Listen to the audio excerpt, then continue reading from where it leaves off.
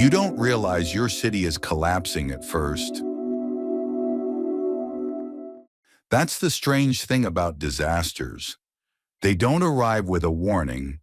They arrive disguised as inconvenience. The internet becomes slower. The power goes out for an hour.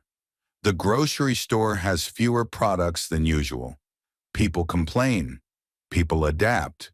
People assume tomorrow will be normal again. And then tomorrow comes. And it isn't. At first, you tell yourself not to worry. The news says everything is under control. Officials promise stability. Businesses remain open. Schools continue operating. Life moves forward.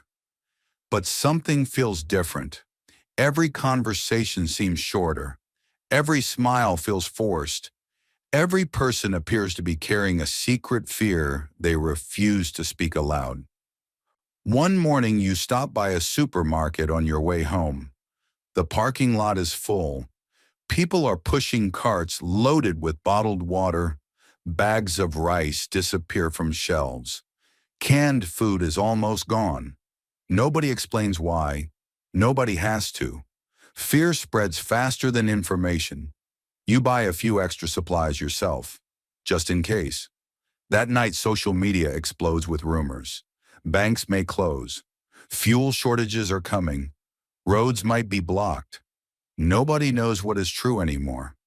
You go to sleep hoping things will calm down. Instead, you wake up to a city transformed. Long lines stretch outside gas stations. ATMs are surrounded by crowds. Store owners lock their doors early. Traffic clogs every major road. The city feels nervous, like an animal sensing danger before a storm. Days pass. Electricity becomes unreliable. Internet access disappears for hours at a time. Some neighborhoods lose water pressure. People start arguing over things that never mattered before. Parking spaces, food, fuel, phone chargers, anything, everything. You begin noticing something unsettling. The rules everyone relied on are becoming suggestions, and suggestions are becoming optional. The city is slowly forgetting how to function. One evening, your apartment building goes dark.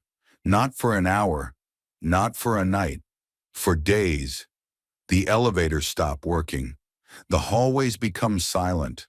Families gather around candles and flashlights. The darkness changes people. Conversations become quieter. Sleep becomes harder. Every strange sound outside feels important.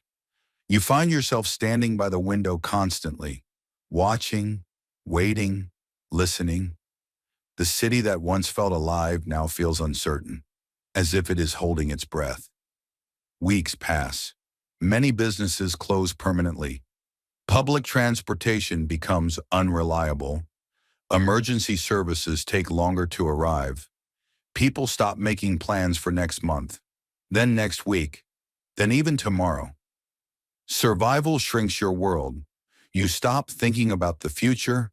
You start thinking about batteries, food, water, medicine, the essentials, nothing more. One afternoon, you walk through the downtown district. You barely recognize it. Stores are boarded up. Glass litters the sidewalks. Advertisements still hang on buildings, promoting a future that no longer exists. For a moment, the city feels abandoned.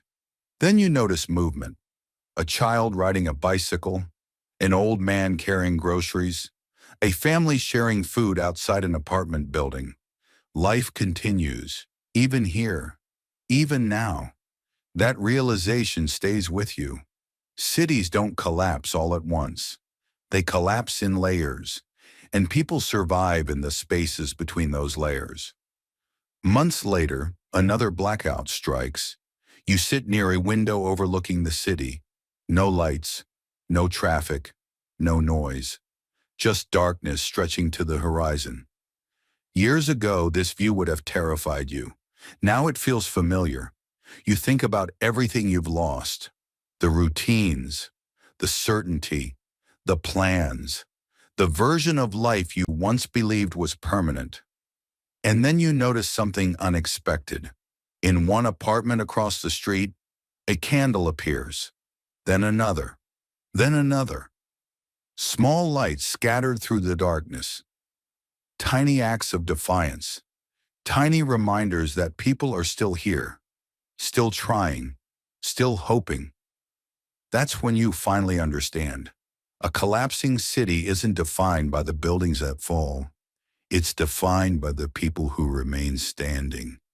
And as you stare into the darkness, watching those distant lights flicker against the night, you realize the city is not completely gone. Not yet. Because as long as people continue to hope, the story isn't over. Not even close.